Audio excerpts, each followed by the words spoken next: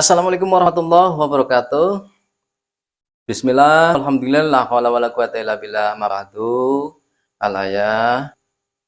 Halo sahabat YouTube yang berbahagia, kita sambung lagi obrolan kita dengan Mas Muhammad Absyruddin, yang semoga nanti obrolan-obrolan dalam sesi ini akan bermanfaat untuk terutama kami dan umumnya untuk sahabat YouTube semua.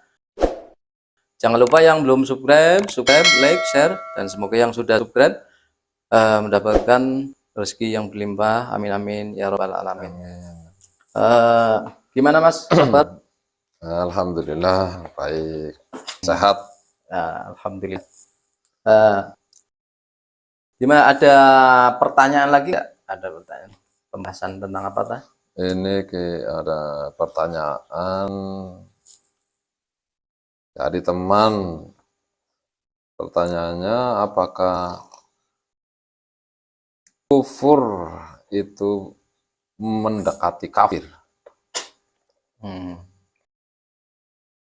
Apakah Orang yang kufur bisa menjadi kafir? Oh, gitu.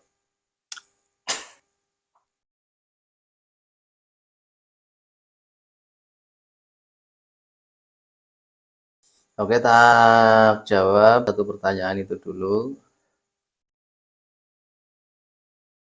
Bahwa apakah kufur itu bisa menjadi kafir? Iya. Ya.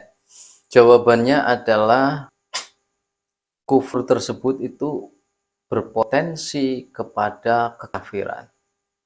Karena apa? Yang namanya kufur itu mengingkari. Ingkar. Yang namanya kufur itu ingkar. Contoh umpamanya kufur nikmat. Allah Subhanahu wa ta'ala sudah memberikan kita nikmat yang sangat besar sekali.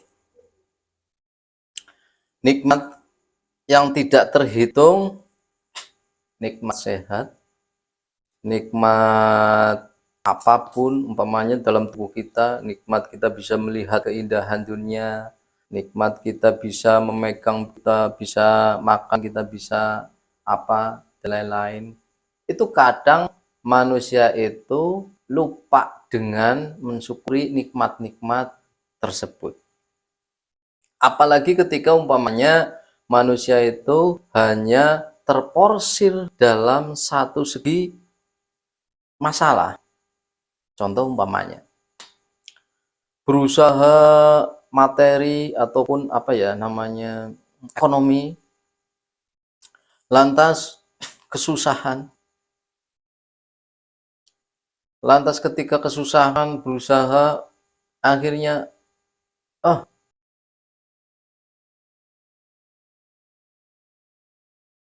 saya susah sekali begini-begini. Tuhan itu tidak adil, Allah itu tidak adil. Kadang ada kita berpikiran seperti itu. Kenapa mereka yang malahan tidak ibadah, umpamanya kan, malahan tidak sholat, diberikan umpamanya banyak rezeki yang berlimpah, tapi yang saya yang beribadah, tapi rezekinya hanya begini-begini saja.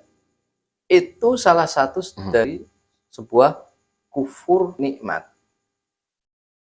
Padahal apa? Ketika kita umpamanya berpikir bahwa yang namanya nikmat itu bukan hanya masalah ekonomi, bukan hanya masalah uang, bukan hanya masalah rezeki. Ya, rezeki konteksnya adalah ekonomi ataupun uang. Tetapi ketika kita lantas dalam keadaan begitu, dalam posisi yang semacam itu, kita itu harus bisa berpikir luas, jangan tertuju satu arah. Kita harus menyurasa bahwa banyak hal-hal yang memang masih bisa kita syukuri dalam keadaan begitu. Umpamanya walaupun umpamanya rezeki ataupun ekonomi sedang kesusahan, tetapi alhamdulillah masih diberikan kesehatan, masih diberikan tenaga, masih diberikan kesempatan dan lain-lain.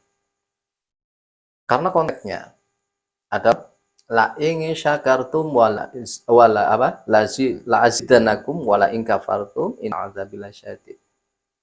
Barang siapa yang kufur atas nikmatnya, la in syakartum, barang siapa yang bersyukur, la azidanakum, maka Allah akan menambahkan nikmat. Tetapi wala in kafartum inna adzabi lasyadid. Ketika manusia tersebut itu kufur tentang banyaknya nikmat yang diberikan Allah, lantas tidak terlihat oleh pikiran dan mata, maka inna adzabi lasyadid, hakikatnya dia itu akan menuai sebuah adab yang sangat pedih, yang sangat besar.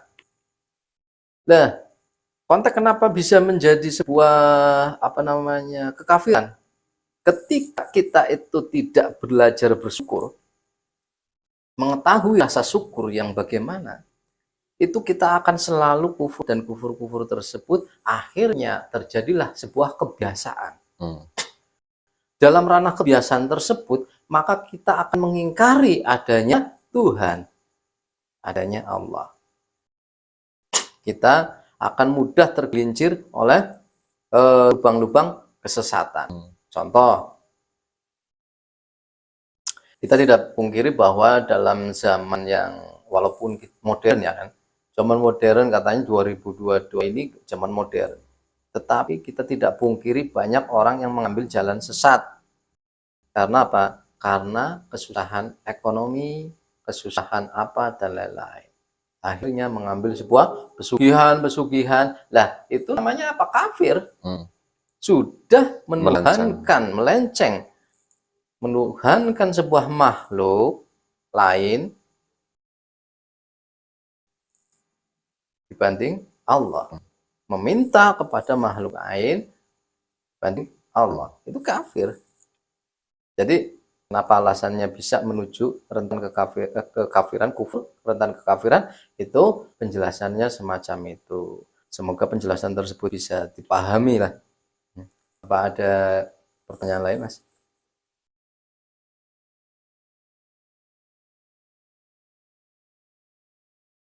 Yes. Ada pertanyaan lagi, Mas? Ini dari saya Ki. Pertanyaannya sebenarnya apa definisi dari keikhlasan itu sendiri? Iya. Pertanyaan selanjutnya, apa definisi dari keikhlasan sendiri tersebut? Kalau menurut saya, yang namanya ikhlas itu melakukan segala sesuatu tanpa mengharapkan apapun. Jadi melakukan sesuatu tanpa mengharapkan apapun. Jadi ketika masih kita berharap, maka belum ikhlas. Kadang orang membandingkan bahwa yang namanya ikhlas itu seperti halnya kita itu mau buang hajat, kan seperti itu kan. Itu namanya ikhlas. Kita buang lantas kita tidak kita tidak pikiri ataupun apa. Sebenarnya kurang tepat sih. Kenapa? Karena yang namanya buang hajat tersebut masih mengharapkan sesuatu. Namanya apa? Kita itu mules ya, kita stop. Habis makan lantas mules, lantas kita berniat berharap supaya mules ini hilang. Jadi ya belum ikhlas karena masih mengharap mules ini hilang. Yang namanya ikhlas tersebut itu melakukan segala sesuatu tanpa adanya sedikit pun sebuah harapan dari balasan apapun. Kadang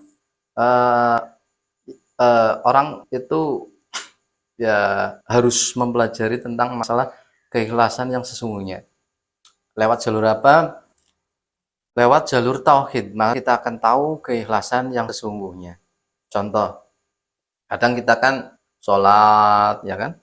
Lantas ibadah, lantas berzakat, lantas sedekah dan lain-lain, berbuat baik dan lain-lain ataupun apa. Kadang kita masih berangan-angan supaya mendapatkan pahala, supaya mendapatkan surga. Itu konteksnya belum ikhlas. Kita masih mengharapkan dari perbuatan kita sebuah imbalan. itu belum ikhlas.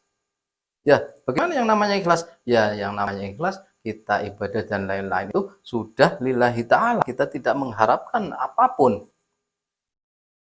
Itu seperti itu.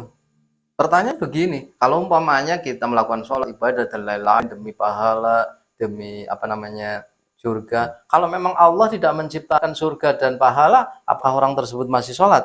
Apakah orang tersebut masih Berharap. beribadah? Otomatis dia tidak akan beribadah karena tidak ada imbalannya. Jadi konteks dari ikhlas adalah kita melakukan segala sesuatu tanpa adanya suatu imbalan. Sekiranya sudah jelas, Mas? Sudah. Alhamdulillah. Oke, sahabat YouTube yang berbahagia, semoga pembicaraan kami dengan Mas Muhammad Tafsiruddin ini bisa bermanfaat kepada khususnya kita dan umumnya kepada sahabat YouTube semua. Dan apabila memang ada kesalahan dari kami, mohon maaf. Dan apabila memang ada manfaat, maka itu semata dari Allah. Wabillahi taufiq wal hidayah. Assalamualaikum warahmatullahi wabarakatuh. Waalaikumsalam warahmatullahi wabarakatuh.